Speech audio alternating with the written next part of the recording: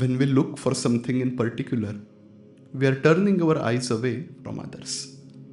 Can we approach thoughts, feelings, incidents, the poetry of sense, and the greatest words ever spoken in the history of mankind without looking for something? What will this focusless exploration lead to? Let's find out.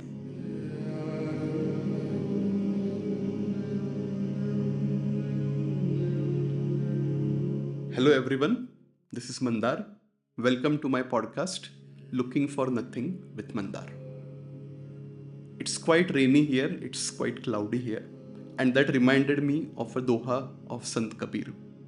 Kabir says, Kabir badal prem ka hum par barsha aayi.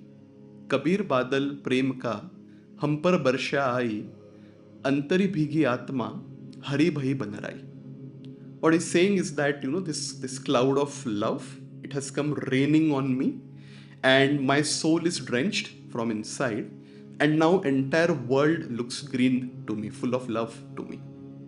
It's a beautiful doha, but it actually communicates a lot about this phenomenon of getting moved by love, getting held by love. So he's saying that this cloud has come from somewhere and it's raining on me.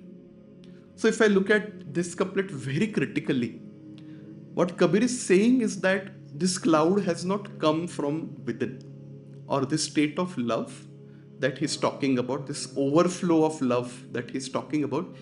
Actually, he's saying it's like raining from outside. Otherwise, he could have very easily said, that I have become that cloud of rain and then I am sharing my water and love with everyone and I am turning the world green with love. But if you see, he's using a very contradictory terminology. We have seen Kabir himself saying, Sahib hai ghatmahi, moko kaha dhunde re bande. So in many of his works, he has actually spoken about that love, that God, that Sahib, that being inside you. And now here, he's saying that, that cloud is coming from somewhere else. So how do we bridge this contradiction? And what is Kabir trying to say here? I think let's look at this today. So one important thing to remember here is that this terminology of sky and clouds, it doesn't begin with Kabir. Many saints have spoken about this terminology, and like the earliest references that I have read, they go back to the Tibetan traditions of some saints, with Tantric Buddhism and probably 18th century, 9th century, where this metaphor comes again and again, that your consciousness is like the space and clouds come. Those clouds come, they go, they don't color the sky, and you might have read about it, heard it somewhere, that the clouds essentially come and go, and the clouds are what we call our delusion, our ideas, our thoughts, and all of that. Another way of looking that same sky is again, of course, the consciousness, but the Zen metaphor that we have often heard, that a disciple goes and his cup is full and the master is pouring and pouring and pouring, and the disciple says, why don't you stop?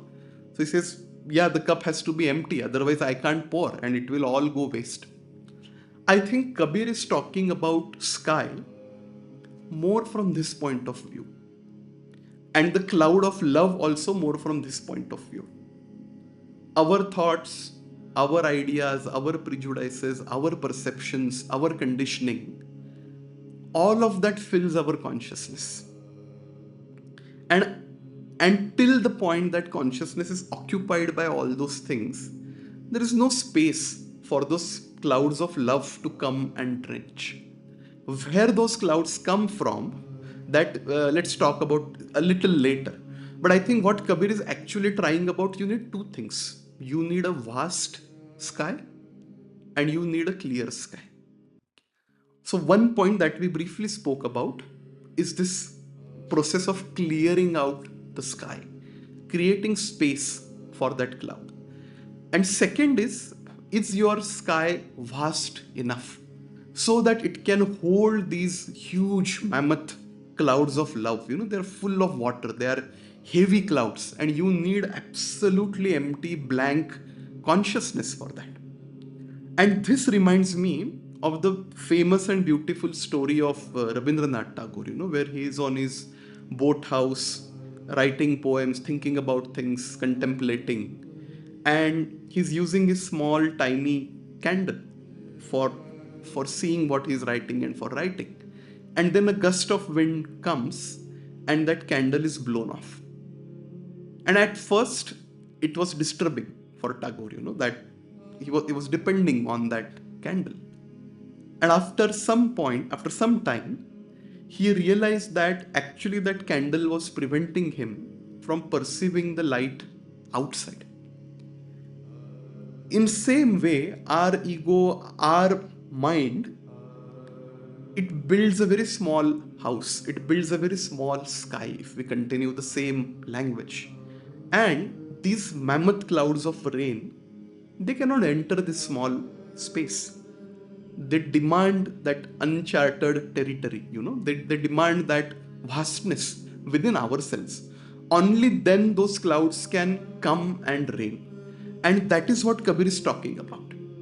It's very interesting, on the same lines, Kabir has another doha where he says, जब मैं था तब हरी नहीं, अब हरी है मैं नहीं, प्रेम गली अति साकरी, तामे दो न समाए. So at one point, Kabir is talking about this vastness of consciousness where these clouds of love can arise. On the other hand, he is saying the lane of love is very narrow. Prema gali ati sakari, tame do na samay. It's so narrow that two cannot stand there. Ya main, ya Hari. Either I can be there or Lord, love, that state is there.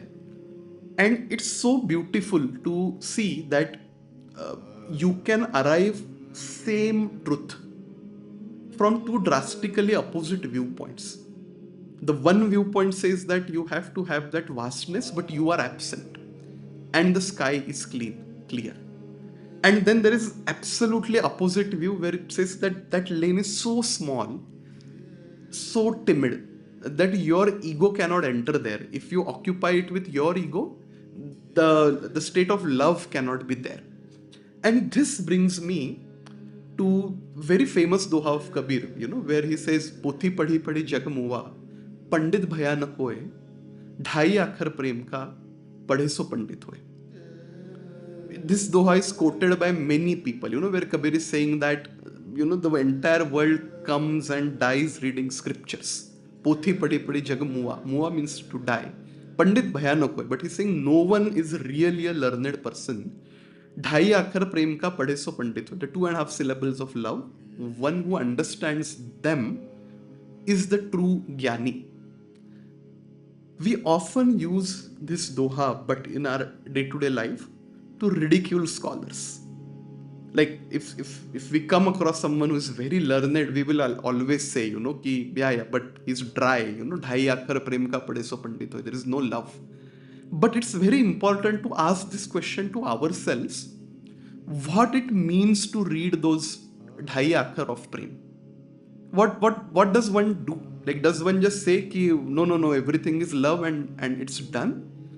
What is your what do you do on a day-to-day basis when you say ki okay, I now realize that it's love everywhere, or like love everyone? What do we actually do to be in that state?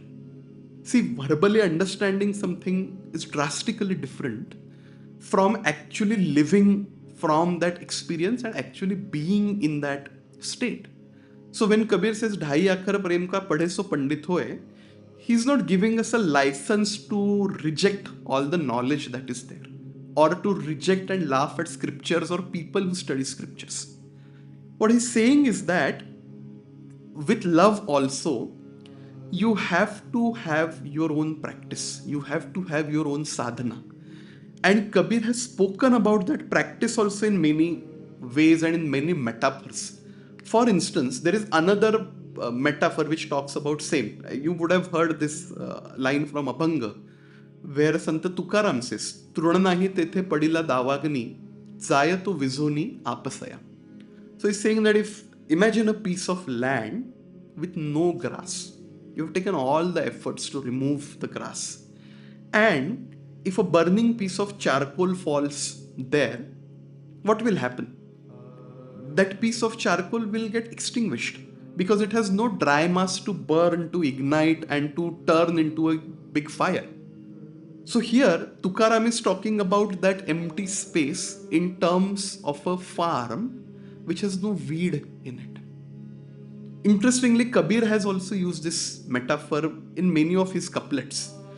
He also says, that Abadhuta Gagana Ghata Gehrani. O पश्चिम दिशा से उठिए बदरिया रुमझुम बरसे मेहा उठो ज्ञानी खेत सवारो बहन सरेगा पानी. There also it talks about making your land ready, removing weeds from it, planting those seeds there, so that when it rains you can actually make the most out of it. So I think it's very interesting to look at all this imagery, this vocabulary. At the same time, it's also very easy to just take it on a very verbal level and say ki, yeah, I know it.